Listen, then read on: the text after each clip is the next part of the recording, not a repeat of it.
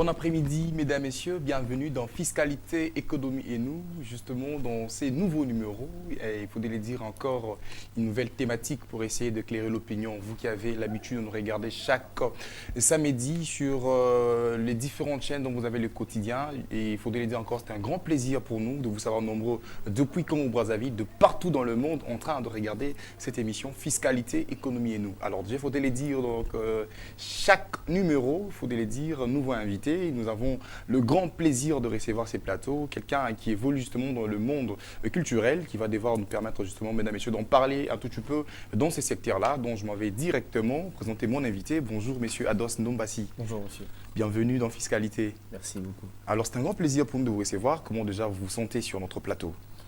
Je vais bien. Je suis prêt à répondre à vos questions.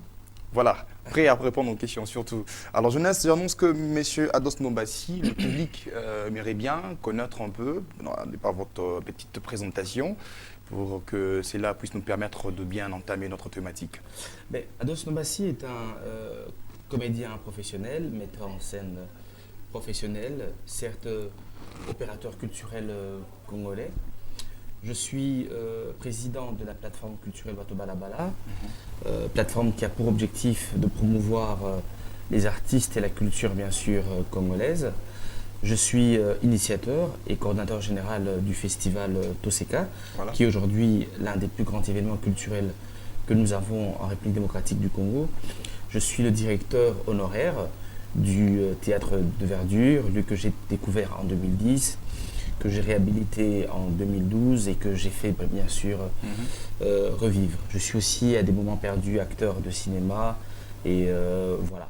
Voilà, il faut signaler également que Ados Ndombassi est aussi candidat à la députation provinciale ainsi que nationale. Tout à fait, je suis candidat à la députation provinciale pour la commune de Kalamou.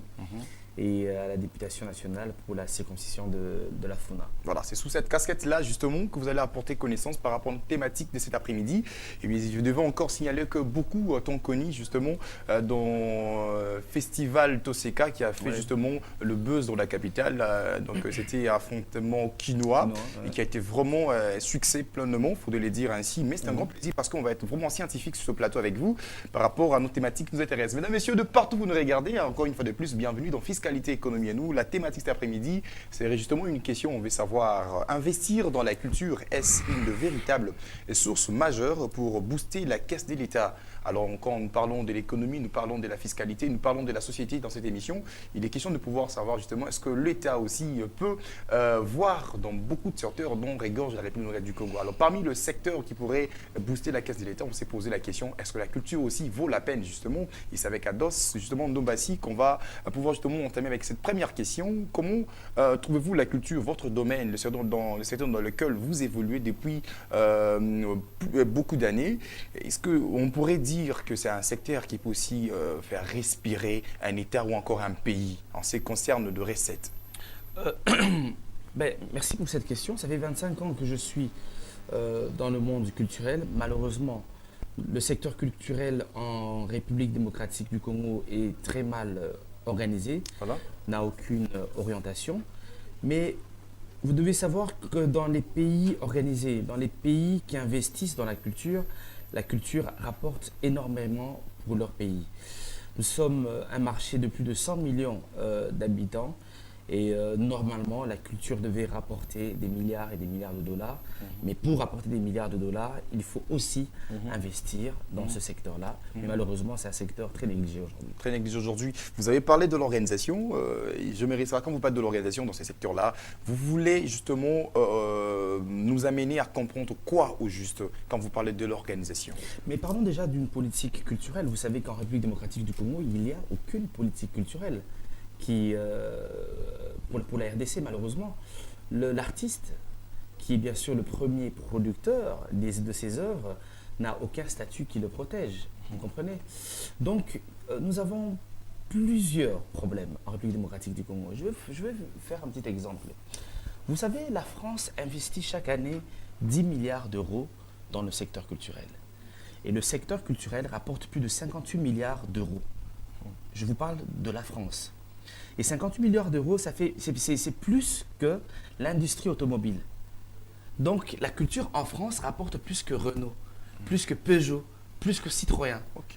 C'est pour vous dire combien il est important d'investir pour recevoir. Mais malheureusement, nous sommes dans un pays où on ne veut pas investir, on veut cueillir. Vous comprenez? Ok. Nous devons investir comme le font certains pays. Quand vous allez au Canada, c'est pareil. Le gouvernement investit, le gouvernement canadien investit dans sa culture. En Afrique du Sud, c'est pareil. Aujourd'hui, on voit aussi le Nigeria investir dans sa culture. Mais malheureusement, nous n'avons pas encore compris que le secteur culturel dans ce pays est encore un secteur vierge. Et c'est un secteur qu'on pourrait même, j'aurais dire, le libéraliser. Ok. En demandant aussi à certains, aujourd'hui expatriés, Voilà. de venir investir, par exemple, dans les infrastructures culturelles. Ok. Je reprends encore l'exemple de la France, qui investit dans la culture. En France, vous avez plus de 10 000 salles de spectacle. Si je vous pose la question, en RDC, nous avons combien de salles de spectacle? À Kinshasa, nous avons combien de salles de spectacle? Vous allez avoir la salle Mongita, qui est dans un état piteux. Vous avez la salle du Zoo, ok? Vous avez le théâtre de Verdu que j'ai réhabilité, qu'un privé a réhabilité. Après, vous avez quelle salle encore? Vous avez quelques salles privées. Privé, surtout. Quelques petites salles privées, malheureusement. Mais en Europe, je vous parle en France particulièrement, ils ont plus de 10 000 salles de spectacles. Bercy, Zénith, Olympia et tous les autres, ils en ont plus de 10 000. Mais nous, à Kinshasa, une ville qui a plus de 10 millions d'habitants, nous n'avons peut-être que 4 salles de spectacle. C'est horrible, très très horrible. Ok. J'ai l'habitude de dire une chose. En RDC aujourd'hui, c'est quoi notre distraction aujourd'hui? Si ce n'est qu'aller dans les boîtes de nuit, Ok. si ce n'est qu'aller dans les bars, Ok. si ce n'est que la prostitution aujourd'hui, qui est devenue une distraction pour le Congolais, Voilà. par manque de divertissement sain, par manque d'infrastructures culturelles. Le Congolais est obligé aujourd'hui d'aller prendre sa bière le soir. Mais s'il y avait des salles de spectacle, parce qu'investir dans la culture, c'est aussi investir dans l'éducation. Voilà. Mais s'il y avait des salles de spectacle appropriées, j'irais au cinéma. Voilà. Vous savez, en France, ils ont plus de 5000 cinémas. 5000. Mais nous avons combien de salles de cinéma dans ce pays? Aucune, peut-être que 2 privées. Ou une salle, le centre culturel Boboto, qu'on essaye d'adapter en salle de cinéma. Mais nous n'avons presque pas de salle de cinéma, malheureusement, dans ce pays. Mais les autres en ont 5000. Est-ce Vous que, comprenez? Ados Nombassi, vous allez continuer avec votre réflexion surtout. Vous parlez des choses justement qui s'avèrent très intéressantes et qui intéressent beaucoup plus l'opinion maintenant la même. Vous ne voyez pas qu'il est aussi question d'une certaine sensibilisation de vous, d'abord acteurs culturels, pour pouvoir simplement donner de l'importance. Vous plaidez justement qu'il n'y a pas un accompagnement, si on faudrait le dire en intégralité, l'accompagnement du gouvernement, s'il faudrait le dire ainsi, parce que c'est lui-même qui est même le premier, qui peut être le premier partenaire de ces secteurs culturels. Pourquoi pas? Vous ne voyez pas qu'il faudrait d'abord une forte sensibilisation au niveau de vous, acteurs culturels? Vous savez, je suis comédien depuis 25 ans. Je suis l'un des meilleurs comédiens de ce pays. Je suis un très bon metteur en scène, l'un des meilleurs de ce pays, l'un des plus grands opérateurs culturels de ce pays. J'ai géré le théâtre de Verdure, un lieu que j'ai découvert en 2010, que j'ai réhabilité. J'ai initié le festival Toseka, Voilà. que je coordonne et qui est le plus grand événement culturel du pays. Aujourd'hui, vous l'avez dit tout à l'heure, je passe à la politique. Pourquoi? Parce qu'il faut trouver des solutions. Voilà. Il faut trouver des solutions. J'ai été comédien, il y a eu des problèmes. Metteur en scène, il y a eu des problèmes. Je gère Toseka, c'est toujours des problèmes. Le problème, à un certain moment, il devient politique. Voilà. C'est pour ça, au fait, Il faut maintenant l'attaquer là-bas. Mais c'est pour ça que être nous là. allons, de l'intérieur, Voilà. attaquer et trouver des solutions à nos De problèmes. l'extérieur, on vous attend presque pas. Ben, Il faut être avec eux, trouver des idées Mais ensemble. en fait, et ils s'imposer refusent, également. ils refusent de nous entendre parce que je pense qu'aussi ils ont une crainte. Parce qu'ils vous trouvent peut-être, vous êtes genre, bon, c'est connu comme ça, quand on est peut-être musicien, on est comédien au Congo, on essaie de voir, c'est comme si c'est lui qui se réveille le matin pour aller chanter au terrain, qui ne sait où y aller, même. Et je pense que moi je suis plus intelligent que certains ministres. Voilà. Je suis plus intelligent que plusieurs de ces ministres qui sont passés au ministère de la Culture. Et je vous le dis clairement. Monsieur, vous avez mon parcours. Oui. Et mon parcours, je ne sais pas s'il y a 5 ou 4 ministres de la Culture qui ont mon parcours. Ils n'ont pas ce parcours. Je vous parle du comédien que je suis. Opérateur culturel, metteur en scène, théâtre de Verdure que j'ai géré. Je gère le plus grand événement culturel du pays. Ok? J'ai produit des artistes et des artistes. Ok? Donc vous avez en face de vous une personne intelligente qui est capable de gérer un ministère de la culture. Voilà. Et c'est pour ça qu'aujourd'hui, nous allons à la députation nationale pour essayer de voir comment apporter notre petite intelligence, notre petite expérience pour bien sûr réveiller le secteur culturel, pour que le secteur culturel puisse rapporter des millions ou des milliards de dollars à la République démocratique du Congo. Vous savez, depuis 1997, qu'on se le dise, depuis 1997, le ministère de la Culture a accueilli plus de 14 ministres de la Culture. Plus de 14 ministres de la Culture. Mais malheureusement, On en sentit mais malheureusement, de ce côté-là, ouais. mais malheureusement, sur ces 14 ministres, je ne retiens aucun nom. Pourquoi? Parce que ce n'est pas des visionnaires. Ok. C'est pas des visionnaires. Pour moi, un ministre visionnaire, c'est celui qui est capable de réhabiliter la salle Monguita. Ok. C'est celui qui est capable de réhabiliter la salle du zoo. C'est celui qui est capable de créer, de construire de nouvelles salles de spectacle Ainsi que les à sites l'intérieur culturels. du pays. À Lubumbashi, à Kananga, au Bandundu. Pour moi, il faut avoir un ministre de la Culture visionnaire. Mais malheureusement, le ministère de la Culture n'a eu que des stagiaires. Des personnes qui viennent apprendre au sein du ministère de la Culture. 5, 6 mois, ils s'enrichissent et puis ils partent. Et nous, on reste à galérer. Donc nous ne faisons qu'accueillir au ministère de la Culture des ministres stagiaires qui n'ont aucune vision malheureusement. Il n'y a pas très longtemps, nous avons créé le Forum des culturels qui s'est déroulé au collège Boboto. Le Forum des culturels qui avait pour thème principal la culture face aux enjeux de l'heure. Vous comprenez? Nous avons décidé de créer premièrement un syndicat, le syndicat des artistes et culturels, qui a pour objectif de défendre la culture en République démocratique du Congo, mais de défendre aussi les culturels, les artistes que nous sommes face aux autorités. Nous voulons aujourd'hui que le prochain président de la République nomme un ministre de la Culture qui a connaissance de nos problèmes. Un ministre de la Culture qui a des objectifs, qui a une vision.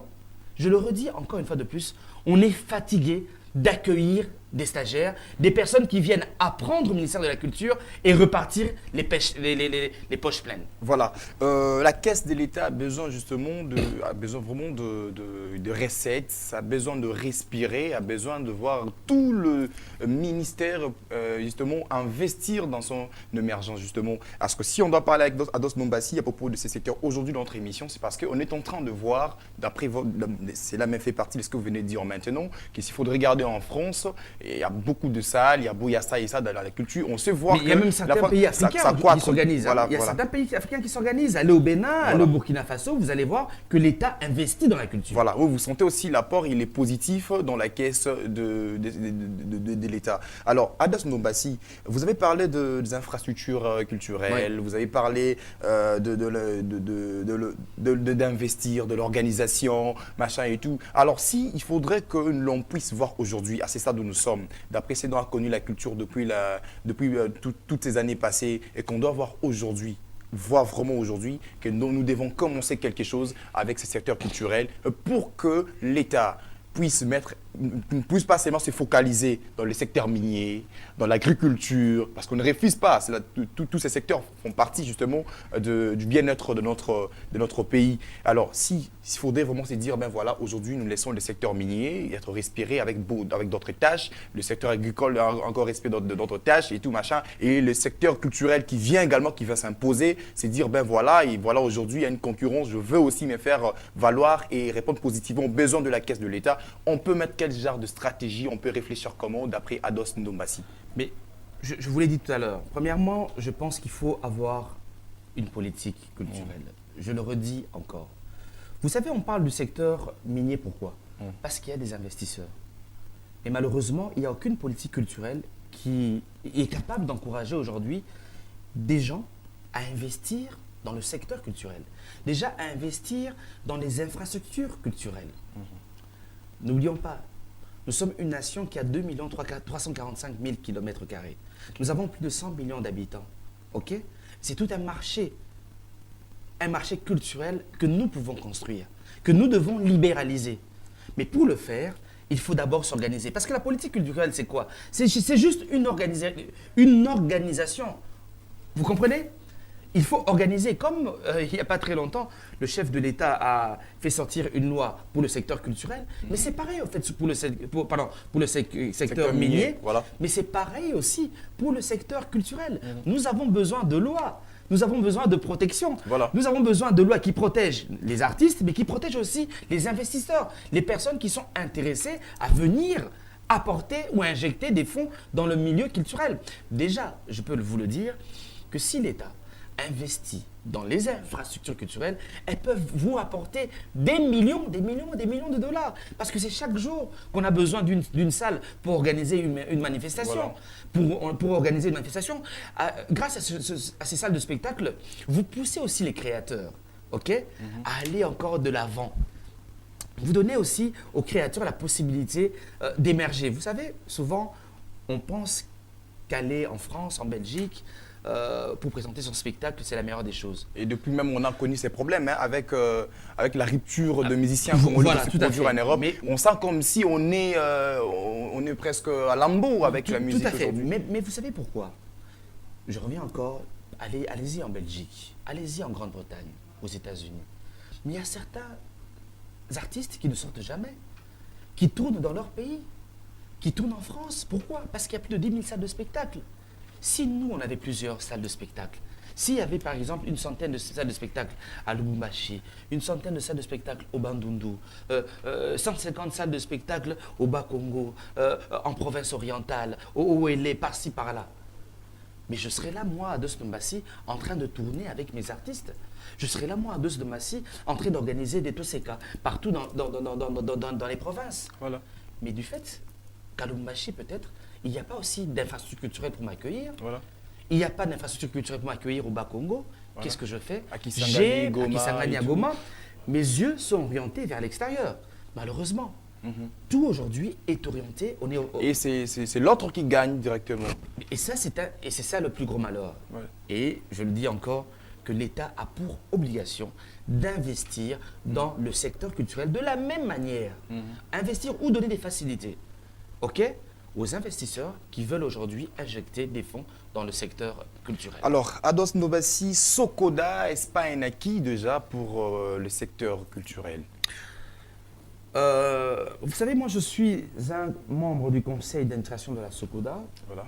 Certes, j'ai quitté le conseil d'administration, je suis membre cofondateur, mais je pense que ce qui se passe à la Sokoda est un désastre. Un désastre parce que la Sokoda aujourd'hui a pris en otage la vie de milliers d'artistes. Et je n'ai jamais compris pourquoi. Je sais qu'à l'époque, quand j'étais membre du conseil d'administration, on ne s'entendait pas déjà. Ok. On vivait une vraie cacophonie.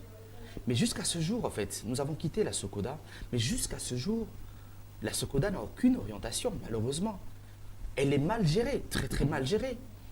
Et malheureusement, elle est prise en otage par certaines personnes qui veulent absolument rester gérer cette société. Prenons la Sokoda. Vous savez, lors du forum des culturels, on a parlé de la Sokoda, mais on a parlé aussi de la copie privée. Ok.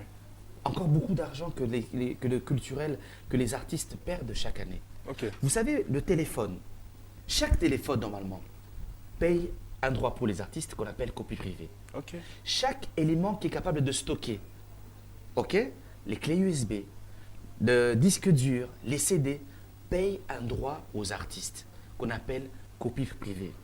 Et la copie privée en Europe, en France particulièrement, rapporte plus de 700 millions d'euros chaque année. Ok. La copie privée rapporte plus de 700 millions d'euros Chaque année. chaque année. Mais ici, en République démocratique du Congo, on ne sait pas où est-ce que cet argent Passe, passe. justement. On ne sait pas. On nous dit que non, ça n'existe pas. Mais je ne crois pas. Je suis sûr qu'il y a une sorte de magouillage Qui qui a se passe été, déjà. oui, très très bien fait. Je suis sûr. Parce que comment dans chaque pays, tous les pays savent que non, voilà, un téléphone doit payer autant. Une clé USB, un disque dur, tout élément capable de copier un élément artistique paye un droit. Et je peux vous dire que en France, la copie privée finance plus de 5000 événements culturels. La copie privée. Plus de 5000 événements culturels. Donc vous avez le festival de Cannes, le festival de Limoges. Les grands rendez-vous culturels en France sont financés par la copie privée. Et normalement, cette copie privée devait être aussi gérée par la SOCODA. Ok. Mais est-ce que la SOCODA a connaissance de la copie privée? Si elle a la connaissance de la copie privée, quelle est sa réaction? Quelles sont ses pistes de solutions qu'elle est en train de mettre en place pour récupérer ces moyens et pouvoir, par exemple, financer les événements culturels que nous avons en RDC? Aïe. Voilà encore des choses à vous dire. C'est pour vous dire qu'aujourd'hui, nous avons une société malheureusement qui est mal dirigée, qui est mal encadrée. Et nous avons pris la décision avec certains amis de retourner à la SOCODA. Mais malheureusement, on a empêché à certaines personnes comme nous. Ados, Oui. je vais compléter une question par rapport à ce que je vous ai posé. Toujours en ce qui concerne SOCODA.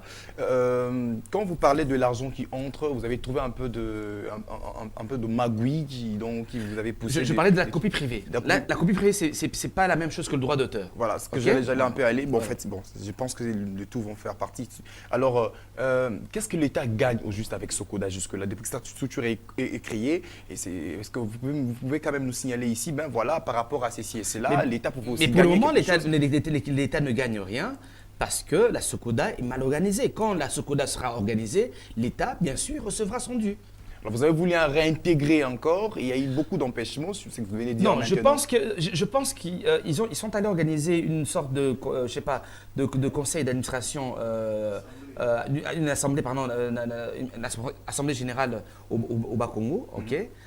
Nous n'avons pas reçu d'invitation. Moi, en tant que membre cofondateur, je n'ai pas reçu d'invitation. Je suis allé là-bas à la SOCODA. J'ai moi-même appelé mon grand frère Jossard Nyokalongo pour comprendre ce qui se passait.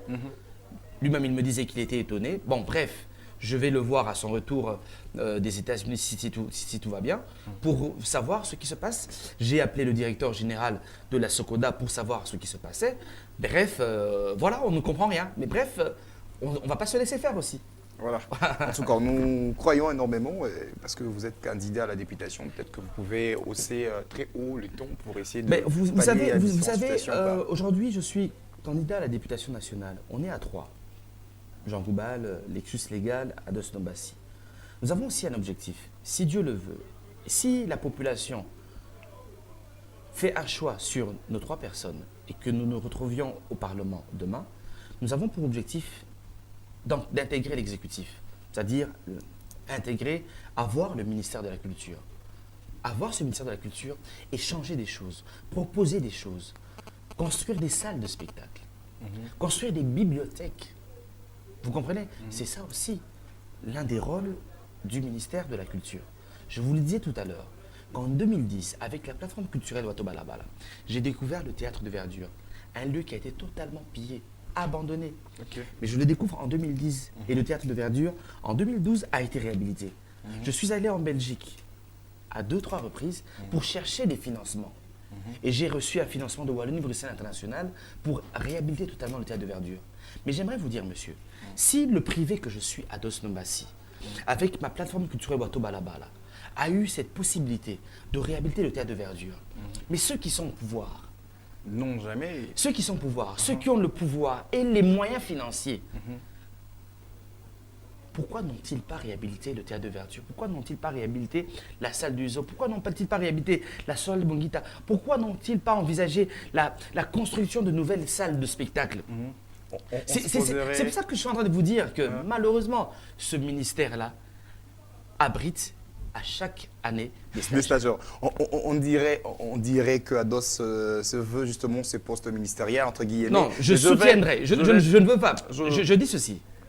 Si il faut avoir ce ministère, j'irai à ce ministère et je ferai de grandes choses. Ça, vous devez le savoir. Ok. Mais je soutiendrai aussi tout opérateur culturel capable de gérer ce ministère de la Culture. Et que la caisse de l'État puisse également aussi Tout à fait. bénéficier. Alors, parlons du théâtre de verdure, parce que vous venez de soulever ces points-là maintenant. Vous avez dirigé le théâtre de verdure pendant plusieurs années, il faudrait les dire. Alors, Pendant que vous 7 ans. Pendant 7 7 ans. ans, ouais. Alors, qu'est-ce que vous avez gagné en termes de budget encore de bénéfices? On n'a rien gagné en termes de bénéfices parce qu'il fallait investir au théâtre de verdure. Je vous ai dit qu'en 2010, je découvre le théâtre de verdure, un lieu totalement abandonné, un lieu totalement pillé, un lieu qui servait de toilette, de poubelle. Ok. un lieu qui ressemblait à une savane. Vous comprenez? On y trouvait des petits serpents au théâtre de verdure. Je suis arrivé en 2010. J'ai commencé un travail avec les artistes. Nous avons déblayé le théâtre de verdure. Nous l'avons nettoyé. Et nous avons cherché des financements pour réhabiliter le théâtre de verdure. Nous avons cherché des financements pour électrifier le théâtre de verdure. Nous avons fait un travail, comment je peux dire, de communication. Parce qu'il fallait communiquer ce théâtre de verdure. Vous savez, le théâtre de verdure a accueilli en 1974 l'un des plus grands événements du siècle. Ok.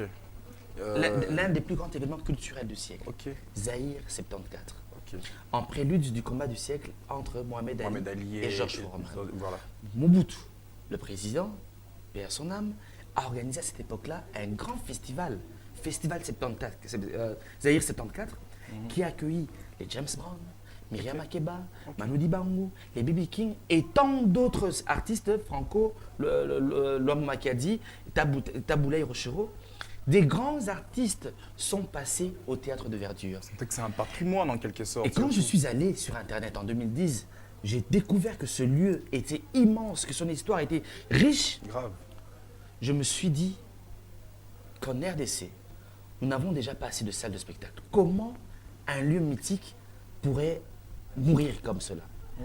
Et c'est là que j'ai pris contact avec les autorités du musée. Okay. J'ai pris contact avec le ministère de la Culture. Et en 2011, j'ai pris comment on appelle, les responsabilités pour gérer le théâtre de verdure et le réhabiliter totalement.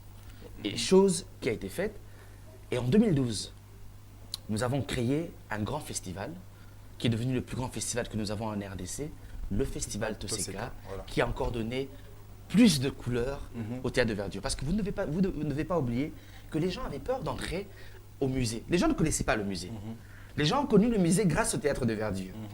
Ok? Parce que les gens pensaient que Mobutu tuait les gens à l'Institut des musées nationaux du Congo. Oh, les gens pensaient cela. Pas les cas. Et nous, on a fait un travail de communication pour dire au peuple, hey, cet espace culturel vous appartient. Vous pouvez vous en approprier. Nous avons fait la promotion du théâtre de verdure et grâce au théâtre de verdure, le musée national, bien sûr, a été connu. On a pu connaître qu'il y a un cimetière des pionniers aussi au théâtre de verdure. On a pu savoir qu'il y a une petite salle d'exposition, bien sûr, à l'Institut des musées nationaux du Congo. Et grâce au travail que nous avons fait, ce travail a donné la visibilité à l'Institut des musées nationaux du Congo. Et grâce à ce travail, aujourd'hui, il y a la construction d'un nouveau musée qui se passe tout près du boulevard Triomphal. Voilà. Ça, c'est le travail que nous avons fait, que la plateforme culturelle a fait. Mais malheureusement… Vous êtes en train de dire déjà, c'est dont va être ma prochaine question. Mais malheureusement, je voulais dire, malheureusement, nous avons quitté le théâtre de verdure par simple jalousie. Encore une fois de plus, par des personnes qui n'ont qu'une ambition. Des personnes qui ne voient que l'argent. On avait compris qu'Ados Nombassi commençait à s'enrichir, gagnait beaucoup d'argent quand même. Mais ils oublient qu'Ados Nombassi a investi plus de 200 000 $ au théâtre de verdure, que j'ai cherché plus de 300 000 $ pour la réhabilitation du théâtre de verdure. Les gens oublient cela. Les gens oublient cela. Qu'il y a eu un travail de communication. Il y a eu des conférences de presse au théâtre de verdure, une dizaine de conférences de presse pour redonner encore vie à ce lieu. On oublie vite. Mais quand on est jaloux, quand on est vide de l'intérieur, qu'est-ce qu'on fait? On se dit que l'autre gagne beaucoup d'argent. Donc, il faut le mettre de côté. Alors. Mais malheureusement, encore une fois de plus, on a remis la gestion du théâtre de verdure aux mêmes personnes. Qui étaient avant. Qui étaient là avant. À ces personnes qui avaient le théâtre de verdure abandonné. Ils avaient ce théâtre de verdure-là, qui était une toilette. Ils n'ont rien fait. Ils attendaient que j'arrive. Ados le Moïse, le sauveur, je vienne les sauver, que je vienne sauver le musée, ok? Après avoir sauvé le musée, comme d'habitude en RDC, on remercie les gens en crachant sur eux. Il y a certaines personnes aujourd'hui qui se permettent de nous insulter. C'est malheureux, mais qu'ils sachent aujourd'hui que le travail que nous avons fait a donné une visibilité à l'Institut des musées nationaux du Congo. Et si aujourd'hui, on construit un nouveau musée, c'est aussi parce que nous avons fait un travail. Ce musée, le musée qu'on a là, n'était point connu. Et je pense qu'il y a plusieurs journalistes aussi qui travaillent avec vous, sont au courant de cela. Et prochainement, je vais amener des images. En tout cas, ce sera très important. Je vais amener des images Très où on important. montre pas à pas comment nous avons réhabilité le théâtre de Verdure. Ce sera très important. Alors, à Dox Ndombassi, on va parler maintenant de votre candidature à la députation nationale qui vaut vraiment la peine surtout. Alors, on va parler, vous savez, quand vous êtes député dans l'Assemblée nationale, c'est pour voter des lois. Ouais. Alors, dans les secteurs culturels, c'est tout dans cette émission, nous voulons sentir, qu'Ados Ndombassi puisse nous dégager justement de pistes qui pourraient faire en sorte que si aujourd'hui les secteurs culturels est considéré, parce que vous allez être là, vous estimez vraiment être là, quelles sont les lois vous allez participer en votant pour que ces secteurs puissent fournir de l'argent au sein de la République? Première des choses, comme je vous l'ai dit, il faudra une politique culturelle. Voilà. Ça, c'est clair et net. Un statut pour l'artiste. Demander plus d'argent. Plus d'argent dans le secteur culturel. Souvent, les ministres nous disent que non, nous n'avons rien, nous n'avons rien. OK. Donc, mon travail sera aussi de demander plus de moyens financiers pour le secteur culturel. J'aurai aussi un devoir de regard envers tous les ministres de la Culture pour leur dire quelle est votre vision, c'est quoi votre apport. Ils seront aussi interpellés. De la même manière qu'on interpelle les ministres des Finances, les ministres des Mines. Ah, le ministère Le ministère de la Culture aussi, Voilà. le prochain, sera aussi interpellé. Pourquoi? Parce que nous voulons... Ça n'a jamais été le cas apparemment. Hein. Et On a pour jamais vous vu dire, ça. souvent c'est un ministère qu'on oublie. On oublie apparemment, Mais voilà. on sait Mais- sous d'autres cieux, quand Mais je vais justement, dire. mais vous savez pourquoi? Parce qu'aujourd'hui, je le répète encore, qu'à la tête du ministère de la Culture, il y a des gens pauvres d'esprit. Il y a des gens qui n'ont pas de vision, malheureusement, qui n'ont pas de projection. Et alors, on se dit que non, c'est un ministère oublié, c'est un ministère qui n'a pas d'argent. Mais c'est totalement faux. C'est totalement faux. Le jour où le ministère de la Culture de la RDC aura un bon gestionnaire, un bon ministre de la Culture, je vous assure que tous les regards seront portés vers ce ministère-là. Parce qu'il leur apportera énormément d'argent. Vous savez, en Belgique, le ministère de la Culture est porté par le ministre des Affaires étrangères. Ok. C'est pour vous dire combien il est important. Ok. En France, il n'y a pas de ministère de la Communication. Il y a le ministère de la Culture et Communication. Ok. C'est pour vous dire combien la culture est importante. Et surtout, nous le savons que la culture africaine est beaucoup plus considérée à l'extérieur, sur le blanc surtout, mais imaginons qu'on un peu essayait d'apporter. notre culture congolaise. Investissons dans notre culture. Investissons aussi dans, Et en dans Afrique, le la culture tourisme. congolaise est enviée. Mais investissons encore aussi dans le tourisme. Voilà. C'est Voilà. encore des milliards et des milliards que nous perdons chaque année. Mais encore une fois de plus, il faut avoir des dirigeants visionnaires. Et ça, c'est très important. J'aimerais parler aussi du festival Toseka. Aujourd'hui, Il nous reste 5 le minutes à plus dos. grand... Déjà, oh là là, oh là là. On a beaucoup parlé. Vous allez dire un peu vite c'est là et vous allez prendre ma dernière question. Parlons du festival Toseka aujourd'hui, qui est le plus grand événement culturel que nous avons en RDC, mais qui ne reçoit aucun dollar du gouvernement congolais. Mais attention, mais regardez un peu ce qui se passe. C'est anormal. Mais allez au FESPAM. Le FESPAM est soutenu à 80% par le gouvernement de Brazzaville. Ok. Allez au FESPACO au Burkina Faso. C'est le gouvernement burkinabé qui soutient à 90% le FESPACO. Allez au Massa en Côte d'Ivoire. Allez au Festival de Cannes en France. Allez au festival à Limoges ou au festival Écran Noir au Cameroun. Ce sont des événements culturels soutenus par leur État. Mais nous, qu'est-ce qui se passe? Nous n'avons reçu aucun dollar. Voilà. Je me souviens qu'il y a un ministre qui a, Elvis Montiri, qui a remplacé M. Mbanza Moukalai après son décès.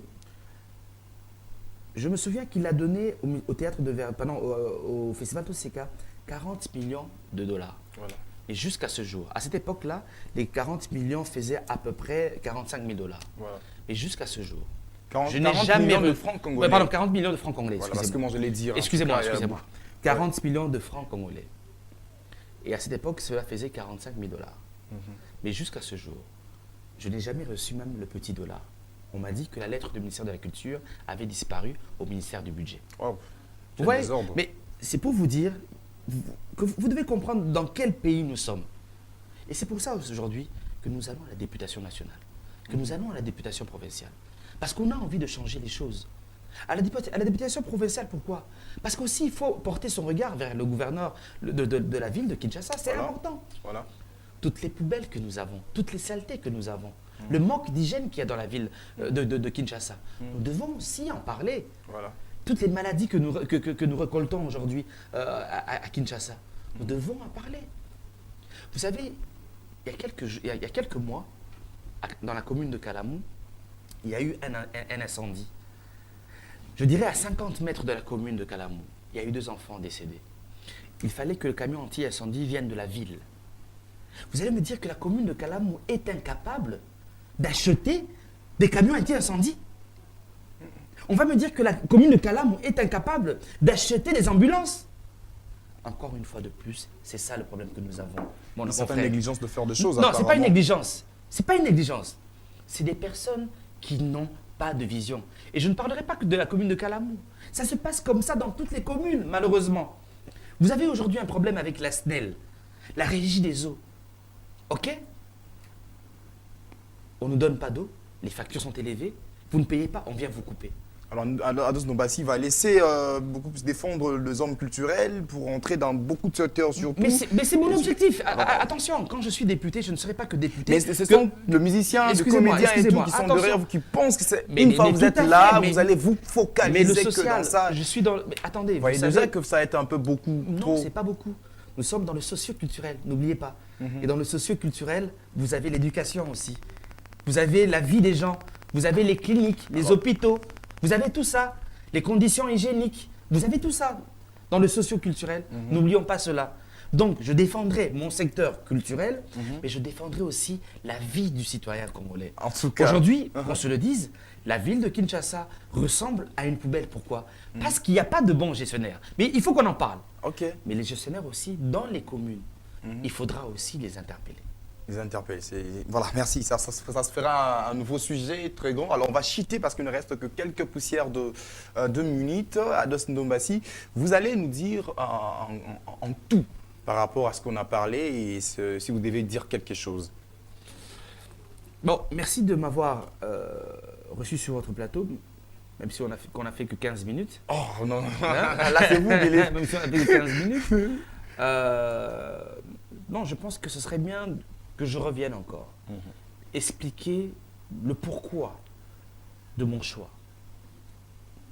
Je l'ai dit, je suis un opérateur culturel, un metteur en scène, l'initiateur d'un des plus grands rendez-vous culturels. J'ai géré le plus grand espace culturel du pays pendant plusieurs années. Pourquoi ce choix? Parce qu'il faut défendre la culture. Il faut la défendre. Et pendant plusieurs années, malheureusement, nous avons laissé notre sort à certaines personnes qui ont piétiné sur nos têtes. Madiba a dit une chose, ce qui est fait pour nous, sans nous, est contre nous. Voilà. Merci beaucoup Ados Ndombassi. Je pense que ceux de Kalamou vont devoir justement vous voter. Et également ceux de Funa, donc Kalamou pour la députation provinciale et Funa pour la députation nationale. Alors, nous croyons certainement que les artistes vont se retrouver, mesdames et messieurs. C'était là Ados Ndombassi, le patron justement du festival Toseka, qui a justement fait le buzz dans la capitale, ainsi que la thématique a été très importante. On a parlé justement de ces secteurs culturels qui pourraient également remporter beaucoup de choses dans la caisse de l'État, et on a essayé un peu de réfléchir à long et à large. Vous avez compris, je pense que vous qui nous regardez depuis Canal King Télévision, vous qui nous regardez via notre site internet, je vis à aussi Arc Télévision et sur TNT, et restez branchés, et c'est comme ça que ça se passe. On se fixe rendez-vous déjà très au prochain numéro. D'ici là, portez-vous bien et bonne suite de programme. Alors je m'aimerais dire un grand merci à toi Aris qui était là avec nous, un grand merci à Vovon également, à toi Dido, un grand merci à messieurs Eric Ewela, le DT, également messieurs Davin Moubenga, mon réalisateur. Je dirais aussi un grand merci à mon cordon, merci messieurs Serge, mesdames, messieurs, et portez-vous bien. Bye bye.